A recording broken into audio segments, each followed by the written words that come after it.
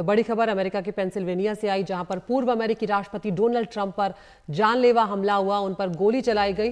Trump एक rally को संबोधित कर रहे थे, चुनाव नजदीक आ रहे हैं वहां पर, जिसके चलते चुनावी रैली चल रही थी जब ट्रंप के ऊपर गोलियां चलाई गई। उनके दाहिने कान के ऊपरी हिस्से पर गोली लगी। हमले के बाद ट्रंप के कान से खून बहता हुआ भी नजर आया। वो तुरंत झुक गए और उसके बाद कई और गन शॉट्स भी सुने जा सकते हैं। हमले के बाद मन से सीधे ट्रंप को अस्पताल ले जाया गया। अमेरिकी सीक्रेट सर्विस ने यहाँ पर कहा है कि डोनाल्ड ट्रंप सुरक्षित हैं। रैली में हुई फायरिंग में एक ट्रंप समर्थक की मौत हो गई है। फायरिंग में ट्रंप समर्थक जो है वो बुरी तरह घायल हुआ और हमला करने वाला जो व्यक्ति था उसे भी यहाँ पर मार गिराया गया है।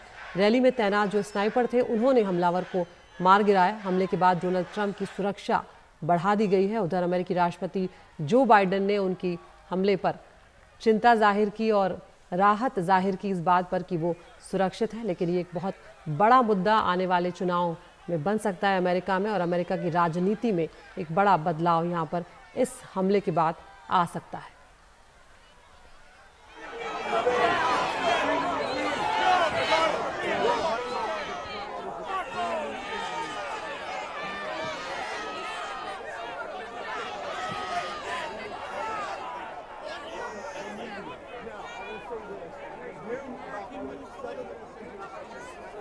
Take a look at what happened.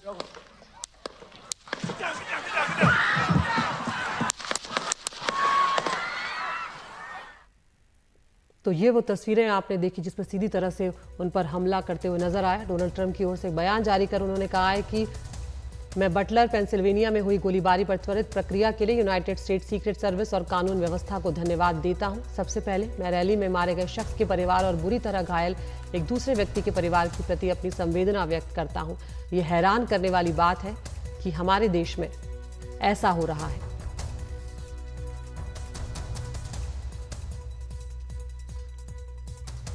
Trump आगे लिखते हैं कि फिलहाल मारे गए हमलावर के बारे में कुछ भी पता नहीं चला है।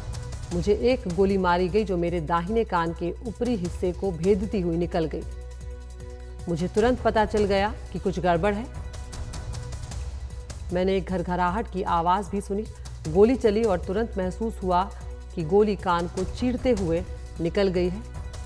बहुत खून बहा, तब मुझे एहसास हुआ कि ये क्या हुआ है। ईश्वर अमेरिका पर अपना आशीर्वाद बनाए रखे।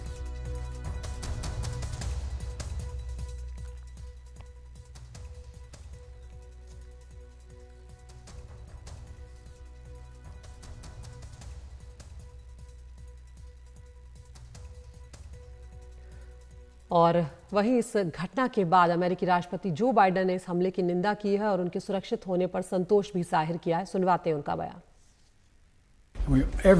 Everybody must condemn it. Everybody. I'll keep you informed, and if I'm able to speak to Donald, I'll let you know that as well. But so far, it appears he's doing well, number one. Number two, that they're thoroughly investigating what happened to anyone else in the audience. We have some reports, but not final reports. And every agency in the federal government, and I'm going back to my phone to speak with the federal agencies that are being put together again to give me an updated briefing. Has anything happened? They learned any more in the last couple hours. और उधर America की उपराष्ट्रपति कमला Harris ने भी social media पर post लिखते हुए कहा है कि मुझे पेंसिल्वेनिया में पूर्व राष्ट्रपति ट्रंप के कार्यक्रम में हुई गोलीबारी के बारे में जानकारी दी गई है। हमें ये जानकर राहत मिली कि वो गंभीर रूप से घायल नहीं है।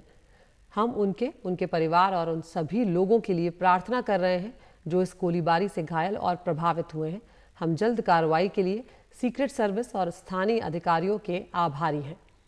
इस तरह की हिंसा का हमारे देश में कोई स्थान नहीं है। हम सभी को इस घृणित कृत्य की निंदा करनी चाहिए और ये सुनिश्चित करने में अपनी भूमिका निभानी चाहिए कि इस घटना की वजह से और हिंसा ना हो।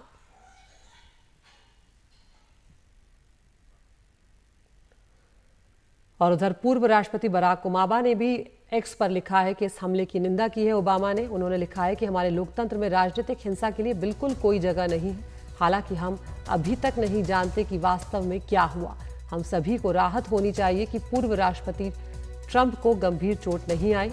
मिशेल और मैं उनके शीघ्र स्वस्थ होने की कामना कर रहे हैं।